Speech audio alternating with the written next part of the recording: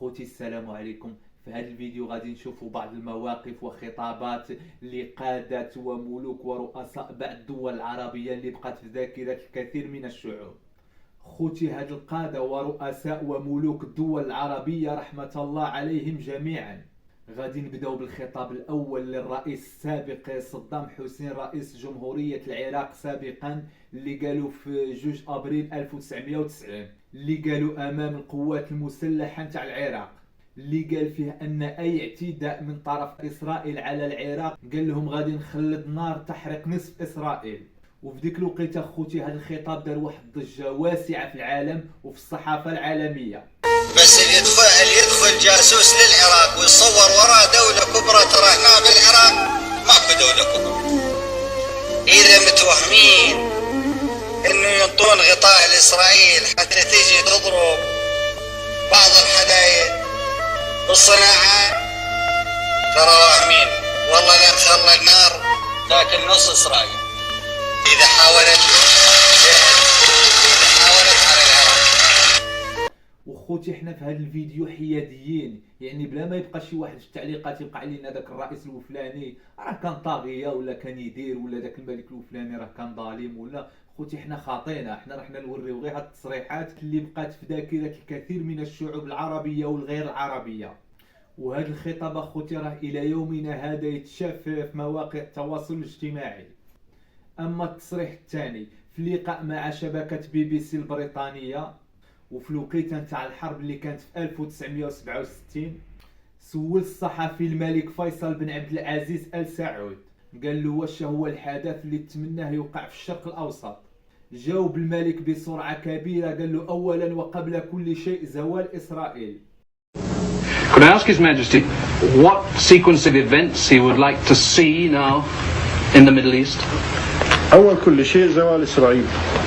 The first thing is the extermination of Israel. أما التصريح الثالث اللي كان للشيخ زايد بن سلطان آل نهيان رئيس دولة الإمارات الراحل، استغرب أخوتي واحد الاستغراب من عرف باللي كاين مواطنين إماراتيين باقيين كيسكنوا في الكرة، وبين باللي كيهتم بالمواطنين الإماراتيين قبل كل شيء. وانت بغيت مني اقولها بصراحه. زايد ما يبغى حقه. عاد الندريبه طال عمرك ما يبغى حقه. لا يدرونهم. خذ من حقه وعطاكم. الله يطول لكن زايد يبغى هذا الشعب. الله يديم من عمرك. هذا الشعب. الله يديم من هذا الشعب اللي تعبان. نعم طال عمرك. والله العظيم اني لا ادري ان في شعب الامارات ناس الحين ساكنين بالاجار الين يجني مكاتبهم وطلباتهم. الله يطول في عمرك. ابو ظبي ومن دبي ومن الشارجه ومن راس الخيل فيه ناس ساكنين بالاجار. كيف هذا يسكنون بالاجار؟ كيف يحق للحاكم انه يخلي مواطن يسكن بالاجار؟ محمد في ذمتك كم وصيتك؟ كم وصيتك انت في البلديه وانت تعرف في البلديه تعرف ما لا ما نعرفه. نعم. كم وصيتك؟ وصيتك عدة أموال. على اللي ما عنده مزرعه ولا عنده عقار ولا عنده شيء يدخل عليه انك تكتبهم وتعطينا اياه. نعم. ما يفتن. أما الخطاب الرابع وهو للعبقري الملك الحسن الثاني، من أعلن أخوتي على المسيرة الخضراء في 1975. الحمد لله والصلاة والسلام على مولانا رسول الله وآله وصحبه. شعبي العزيز، قال الله تعالى في كتابه الحكيم: وإذا عزمت فتوكل على الله. صدق الله العظيم. فعلا شعبي العزيز قد عزمنا وعزمنا جميعا، ككل مرة في التاريخ قررنا أن نعزم. وكان من أصعب القرارات اللي غادي يتاخذ في حياته، لأن ماشي سهلة باش تمشي انت والشعب نتاعك 350 ألف للحدود للصحراء وتخترق الحدود اللي كانت مستعمرة من طرف إسبانيا. يعني باش تاخذ داك القرار وتنجح فيه راه خصك تكون عبقري بكل ما تحمله الكلمة من معنى. باش تشوفوا اخوتي الشجاعة اللي كانت عند الملك الراحل الحسن الثاني. أما الخطاب الخامس وهو للرئيس العراقي السابق صدام حسين رئيس جمهورية العراق نهار اللي غزات أمريكا العراق. رجال قواتنا المسلحة الباسلة، يا أبناء أمتنا المجيدة، مع صلاة الفجر لهذا اليوم 20/3/2003 ميلادية، الموافق 17 محرم الحرام 1424 هجرية، ارتكب المجرم الأرعن بوش الصغير هو وأعوانه جريمته التي كان يتوعد بها العراق. وهذا الخطاب السادس للرئيس الليبي الراحل معمر القذافي نهار اللي وقعت الثورة في ليبيا في سنة 2011. إذا لم يتحقق كل هذا أنا بعد ذلك سنعلن الزحف، سنعلن الزحف المقدس. أيوة، وأنا أراه معمر القذافي قائد أممي، أنا دافع عني الملايين، أنا سنوجه نداء للملايين من الصحراء إلى الصحراء، وسنزحف أنا والملايين لتطهير ليبيا شبر شبر، بيت بيت، دار دار، زنقة زنقة، فرد فرد، حتى تطهر البلد من الدنس والإرجاس. لا يمكن نسمح لليبيا تضيع بين يدينا بدون مبرر.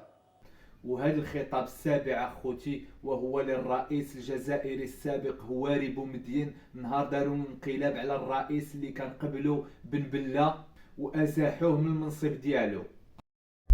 أيها الشعب الجزائري الأبي، لم يكن صمتك خوفا أو خضوعا للاستبداد كما كان يظن الطاغية الذي عزل اليوم عن الحكم، فقد اعتقد أنك استسلمت لنوم عميق، ولكن الأحداث قد برهنت له على عكس ذلك، وعلمته أن ثأرك من الذين تحبهم لا بد أن يكون في مستوى ثقتك بهم وإخلاصك وتأييدك لهم. وهذا الخطاب الثامن للرئيس العراقي السابق صدام حسين رئيس جمهورية العراق سابقا مين كان يتحاكم وسولوا القاضي على الاسم ديالو.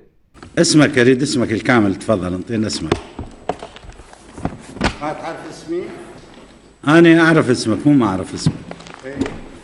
بس عندنا قانون أصول محاكمات الجزائر اللي صادر عام 69 ألزم القاضي أنه يسأل المتهم عن اسمه، وعلى المتهم أيضا أن يبين اسمه الكامل، فما من حقه أن يسكت، لازم يبين اسمه. المتهم من حقه ما يجاوب. تمام؟ هذا قانون تحترمه، هذا القانون صادر قانون شو وقت صادر؟ بال69. بال69؟ نعم احترمه. تحترمه لا تنطيني اسمك. احترمه ولكن غير مجزأ. لا مو مجزأ. انت ايضا لازم تحترم القانون والدستور. هذا القانون من احسن القوانين بالدول العربية. الا بموجب قانونك العراقي. هو هذا قانون عراقي صادر عام 69.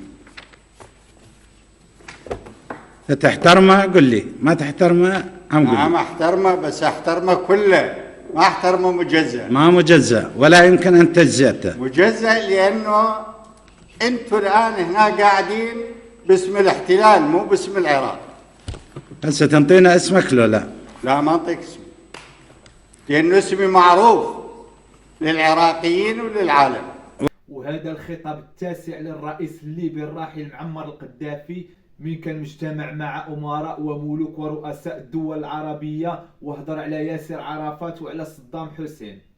وحتى لو عند العراق سعيد مارشال وباكستان عنده قنبله ذريه، والهند عندهم قنبله ذريه، والصين وروسيا وبريطانيا وفرنسا وامريكا، ما كله عندهم قنابل ذريه، كله بيدمروها كويس، فندمر كل الدول اللي عندها سلاح دمار شامل. تجي قوة أجنبية. العاشر والأخير للرئيس العراقي السابق صدام حسين من هضر على فلسطين. شوف كم عنوان عربي عندنا، كم رئيس. صدام حسين رئيس جمهورية، فلان فلان رئيس جمهورية، فلان فلاني ملك، فلان فلاني ملك، فلان فلاني ملك.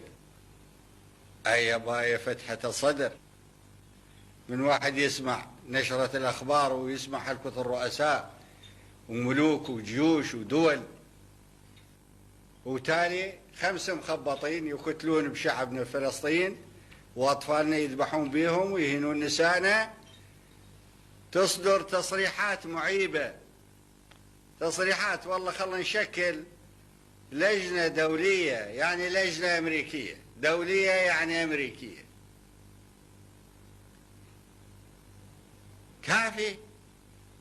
كافي قبول بالمهانة، كافي ضعف. ينبغي أن يوضع حد للصهيونية، ومو المقصود مزايدة.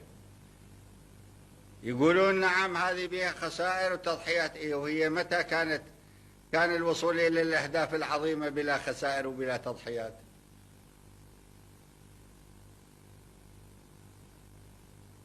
على العرب أن يصحوا، عليهم أن يصحوا. كافي يقبلون إهانات من أمريكا ومن الصهيونية. العمل اللي يصير ضد شعبنا في فلسطين هو علينا كلنا، على كل واحد من عندنا، على كل عربي، ضد كل عربي، وإهانة لكل عربي يقبل بيها. وهنا وصلنا خوتي النهايه نتاع الفيديو. ما تنساوش ديروا لنا كومونتير ولايك وتشتركوا في القناه وتبارطاجيو الفيديو. تحياتي.